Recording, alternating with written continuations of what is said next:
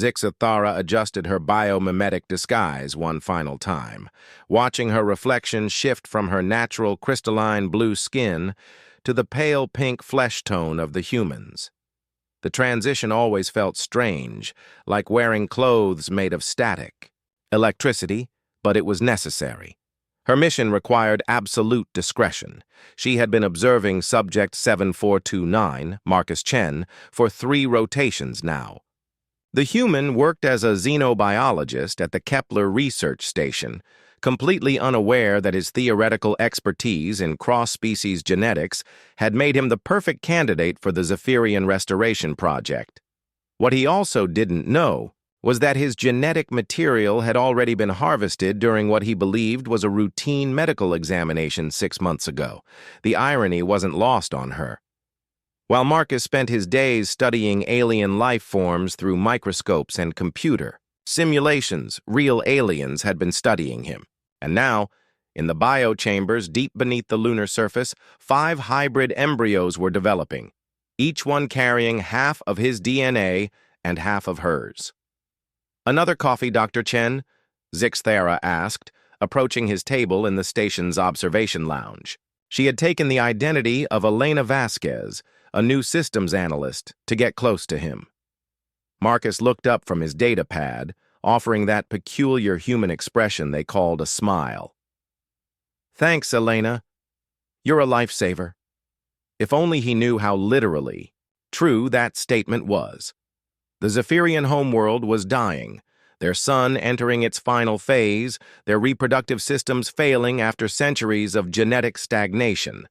They needed fresh genetic material, and humans, despite being considered a primitive species by most of the galactic community, possessed something remarkable: adaptability encoded in their very DNA. "Working late again?" she asked, settling into the chair across from him. The small talk was part of her reconnaissance, but she found herself genuinely curious about this human who would unknowingly help save her species. "Always," Marcus chuckled, running a hand through his dark hair.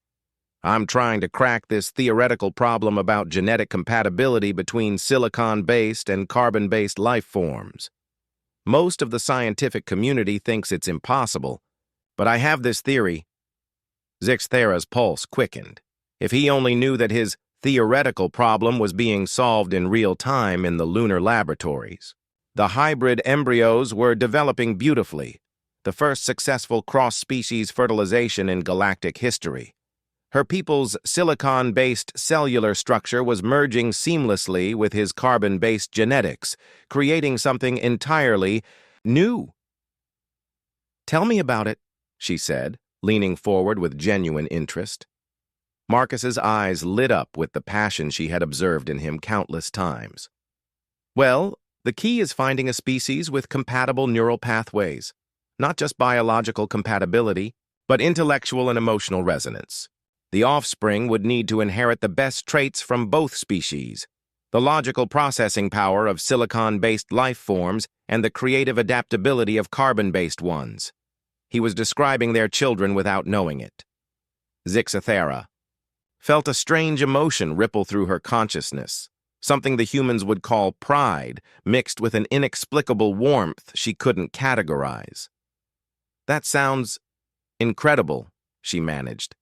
"What would such beings be capable of?" "Theoretically, they'd be bridges between 2 fundamentally different forms of consciousness. They could think in both linear and quantum patterns simultaneously. They'd be natural diplomats, scientists, explorers. They could survive in environments that would kill either parent species." Marcus paused, looking out at the stars through the observation window. They'd be the future of interspecies cooperation. The future, indeed. Her species had chosen well. The embryos were already showing signs of enhanced cognitive development. Their neural patterns were unlike anything the Zephyrian scientists had ever recorded, complex, beautiful, and utterly unique. "Have you ever thought about having children?" The question slipped out before she could stop herself. Marcus looked surprised, then thoughtful. "Sometimes. I mean, my work keeps me pretty busy and I've never found the right person. But yeah, someday I'd like to be a father. I think I'd be good at it. Patient, educational. I'd want to show them the wonders of the universe, teach them to think for themselves. He would be good at it. Zixthara had studied his psychological profile extensively. Marcus was kind, intelligent, and possessed the rare human quality they called empathy. Their children would inherit not just his genes, but his capacity for compassion. "Dr. Chen," came a voice over the intercom, "you have a priority message from Earth." As Marcus excused himself to take the call, Zixthara remained seated, processing the complexity of her situation. According to her original mission parameters, she should extract herself now. The genetic material had been obtained, the hybrids were developing successfully, and prolonged contact with the subject was unnecessary. But something had changed. These weren't just experiments anymore, they were his children too. And despite all her training in detachment and duty, she found herself caring about what he would think when he eventually learned the truth. Because he would learn.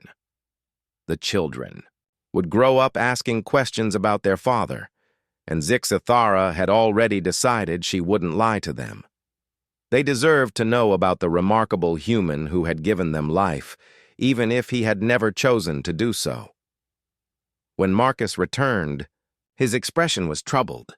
"Everything okay?" she asked. "Just some political nonsense back on Earth. Sometimes I think the universe would be better off if different species could just work together instead of always fighting." He sighed. "Maybe someday we'll make contact with other intelligent life, and they'll teach us how to be better." Zixthara smiled. A genuine expression this time, not part of her disguise. "I think that day might come sooner than you expect, Dr. Chen, and I think you'd be surprised by how much you already have to offer them." As she left the observation lounge that night, Zixthara made a decision that would change everything. The mission was complete, but her connection to Marcus and to their children was just beginning. Someday, when the time was right, she would tell him the truth. She would introduce him to the 5 remarkable beings who carried his DNA and his potential.